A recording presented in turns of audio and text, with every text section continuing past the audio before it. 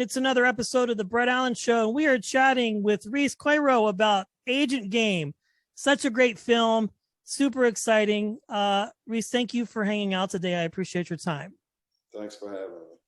Yes, well, this is a fun film for you. You get to play a lot of really fun, exciting, genre-bending roles, and you definitely delivered on this one. Let's talk about it. How did this project come about for you, and what can people expect when they get a chance to watch this great film? Thank you. Thanks for watching. I think it's a fun 90s style thriller, but in the world of today. Yes. You know?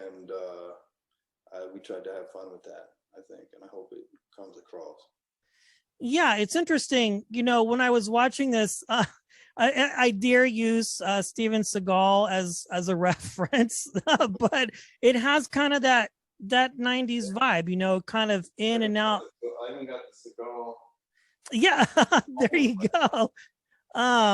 Yeah, it's a lot of fun. Yes, a much fitter Seagal, so to speak, but it's a good film, and I think people are going to really enjoy it when they get a chance to watch it. I've watched it a couple times, and I would definitely say this is one people need to sort of get their hands on and watch when they get the opportunity. Again, you know, you've done a lot of great things. I loved you, of course, on Entourage and A Million Little Things and all the other really great projects that you've done in between. But I'm very curious, as a storyteller, what is sort of your process to kind of get in and get out and decide, you know, this is a character that I find interesting, or a character that I would maybe feel challenged by and would like to play and give a shot at it? That's a great question. And the answer is really just a life in doing that and telling stories. And it really is like a natural path. And it's so much fun to walk on the path and see where next it will take you, because it really does have to be. You can't predict where exactly or what exactly, how it will unfold, and that's so nice. Yeah, I can imagine too, because, you know, sometimes actors, they might maybe lean towards one particular role or a set of roles, you know what I mean, or a certain kind of character. But you have really, like, everything that I've seen you in, which is pretty much everything, it's so markedly different. Is there like a process that you kind of cleanse the palette, one character to move into the next? Let's say one that you've been playing maybe for a series arc, or perhaps this film, like you jump into like A Million Little Things and then you jump over to something like this. Like, is there a specific way that you kind of shed one skin and then maybe move into the other, or is it just part of that creative path that you mentioned earlier? Wow, that's also a great question. And thank you for that question too, because Absolutely. Good to, yeah. I think it's different ways for me personally. Sometimes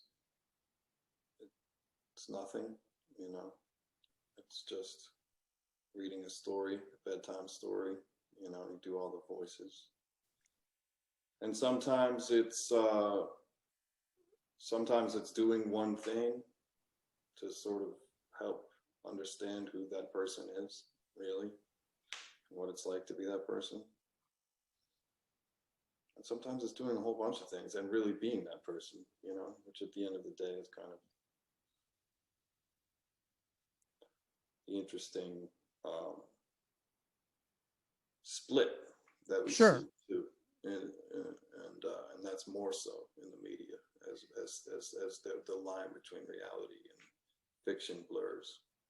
Yeah, you know, I've heard this term before, where, you know, you're telling stories. Obviously you're an actor by trade, but then there's that storyteller aspect. On a side note, it's funny you mentioned about stories and voices and bedtime stories. My son is 7, and I'll read to him, And sometimes I'll do like little character voices, and he doesn't like it actually. He's like, Dad, can you read it normally, please? You're kind of scaring me a little bit. Um, but hey, that's okay. I'll take it. As long as he lets me continue to read to him, I'm okay with that. But there is this way of telling stories in an authentic way. And I think, again, you've done such a good job in that way. Just again, kind of looking at all the things that you've done. Was there, of course, what was the key moment as we wrap here where you kind of knew that storytelling or being an actor was something that you knew that you wanted to do, or maybe that you were meant to do, so to speak? I don't point to one specific moment, but I feel very lucky and happy in that role that I get to do, to come. And I take it's a great honor and responsibility to entertain people and bring that into the world, that catharsis, I think it's called. The Greek was a Greek word. Yeah, no, I get it. Especially now, I mean, in the last couple of years, I mean, I think content consumption has become even more important, because really there's just such a paradox of choice of things to watch. Like, I can't even tell you, I was counting like 12 or 13 streaming platforms. Somebody asked me, it's like a quiz between journalists, and I thought, I think there's like 13 or 14 maybe that exist out there. And the positive side, well, there's a few, but the big one is that your work exists out there forever. You know what I'm saying? And people can watch it. But again, going back to the topic here of this current film, I'm excited for people to watch it. And I think, again, you and just the entire cast did a very good job on this, and sort of this setting the genre and the stylistic part of the film, and really telling a good story. And I think people are going to enjoy it when they get a chance to watch it. Rhys, thank you so much for your time today. It's been a pleasure chatting with you.